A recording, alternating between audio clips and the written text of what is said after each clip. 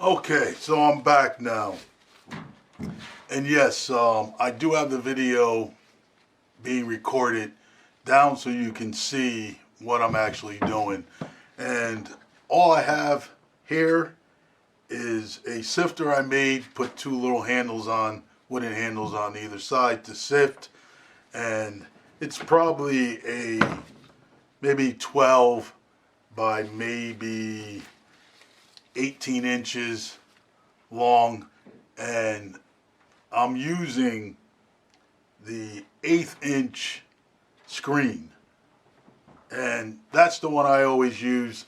I used to use actually the 1/4 inch to start, get all the big stuff and the worms, but now I just use strictly this. This is what I like to have my castings go through. My castings are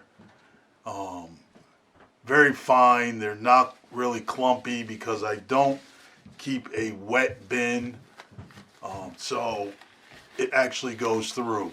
So I do use gloves, and on this side I actually have my bin that I'm going to be harvesting, and this bin is I'm going to say probably about 60 days old. And I'll actually give you a quick picture of what they look like. A lot of times I don't like to kind of really mess with the worms until I start to harvest it. But those are the castings. They're beautiful castings. On top there's still, some of the peat moss and things like that. But let's get started on this. And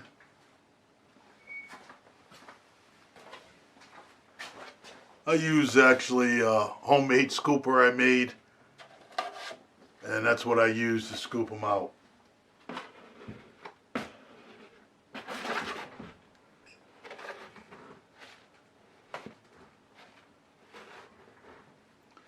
And when I scoop these out, I usually just skim off the top, because the top has the stuff that may not have been broken down, because the worms, they're going to deal with what's on the bottom. And then I just sift. I don't go crazy.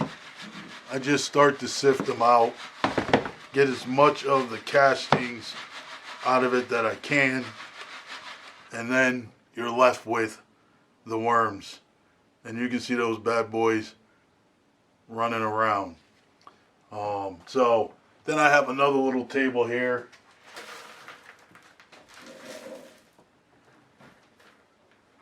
Then I dump them into a pile, and then this is all the fine castings, and those are nice, beautiful castings. And when they're hitting down, they actually sound like sand.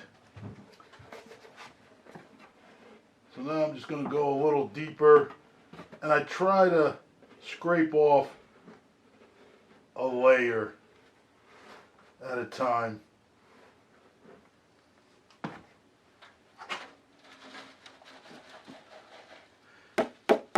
And sometimes you might have paper that still hasn't gotten eaten or hasn't broken down, or cardboard.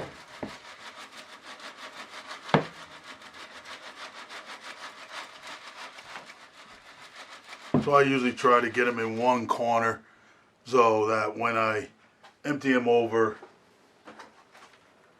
I'm just building that pile.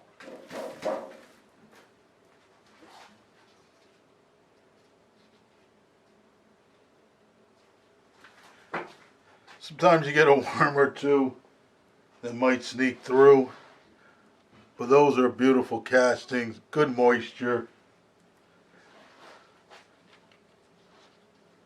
And sometimes, depending on what it's like, if I have quite a bit of cocoons, I will go back through and try to pick out as many of the cocoons as possible, but doesn't seem to be an abundance of castings in here.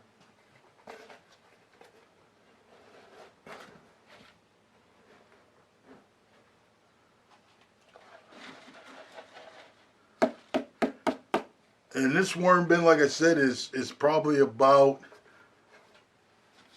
60 days, which is 2 months. And these are some worms, and this is why I'll say these are nice, fresh worm castings, because these are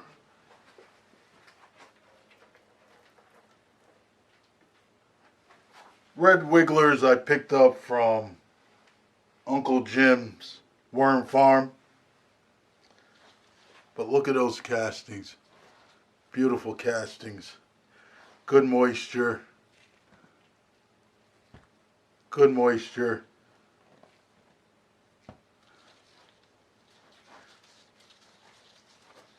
And usually what I'll do sometimes is I'll allow my castings to kind of sit for a while.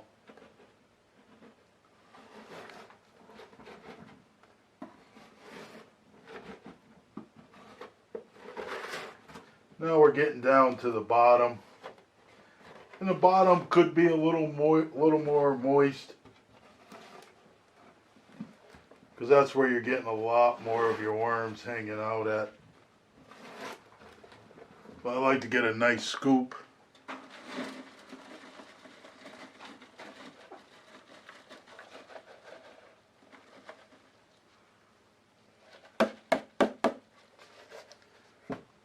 But yes, those are nice worm castings. Good moisture. It's a little clumpy, a little moist, but not wet.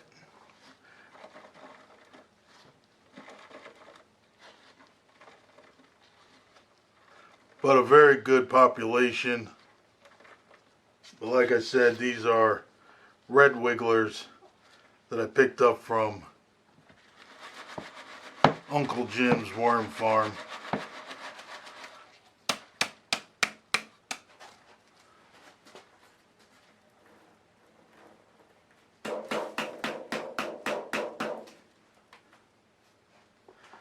And I just like to try to make sure I pick out any worms that might have made it through, because they will very quickly bury themselves if you don't grab them out fast enough.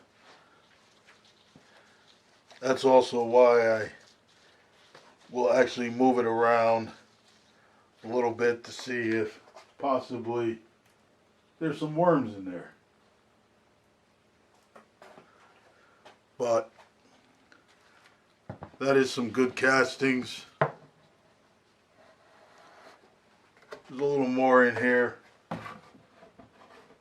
And what I try to do is also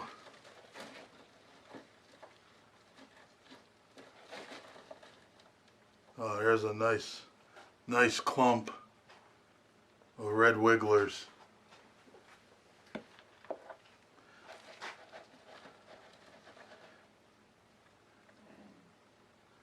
Another little clump. So there's a good amount of worms in here. Well, here's another clump of worms. So I know that this was a bin that I actually put quite a bit of worms in. And we all know, we let it sit here too long, they will actually crawl down and go through the screen and kind of bury themselves.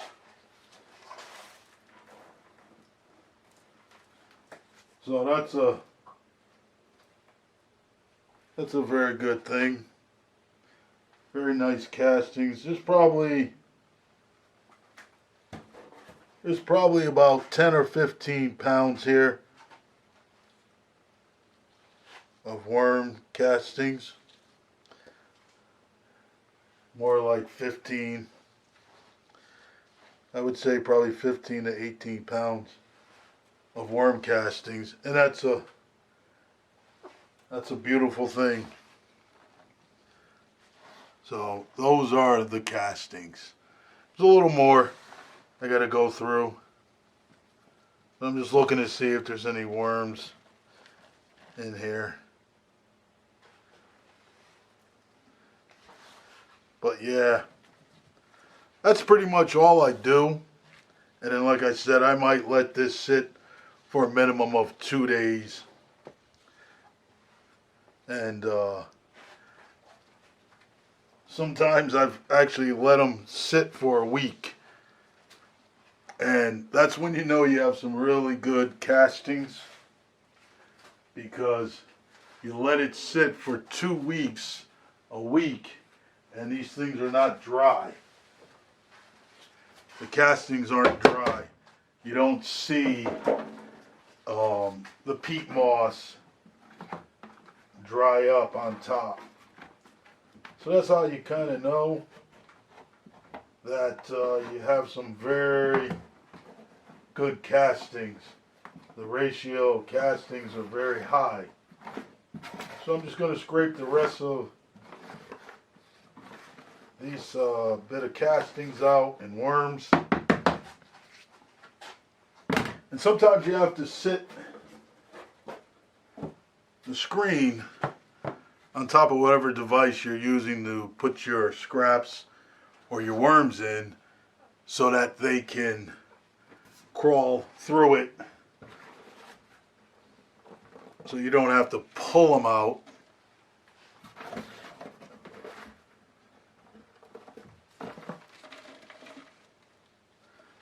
And then I just got to add the new fresh bedding.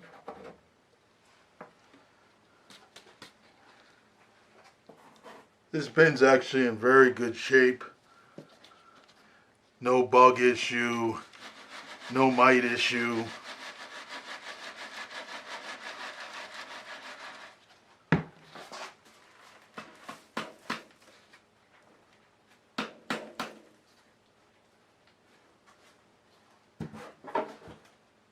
So that's pretty much it.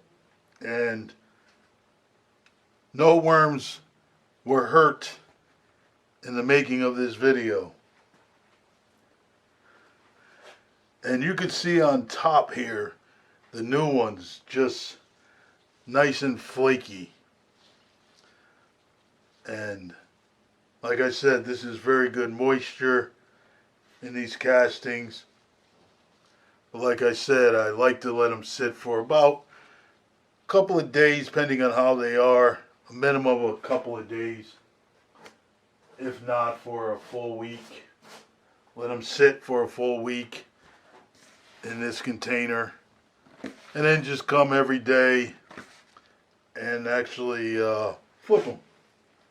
Just stir them up as I'm doing right now, getting the moisture. And then, boy, if you let them sit for about a week and you come back and you look at your castings and it's still black like this, it will be so fine. And that's when you're going to start seeing the percentage of worm castings that you actually have in your bedding, that came out of your bedding. Because they're going to start to dry a little bit. So it is a good thing to allow, whichever you want to use. You can use let it dry, let it continue to ferment, continue to break down, because this is full of microbes and everything. So it's still alive. And then that will just allow them to just continue to grow. So, but that's pretty much what I do. And I'll get a bag and I'll put it in a bag. I'll weigh it up. But sometimes what I'll do is I'll just wait until I allow it to continue to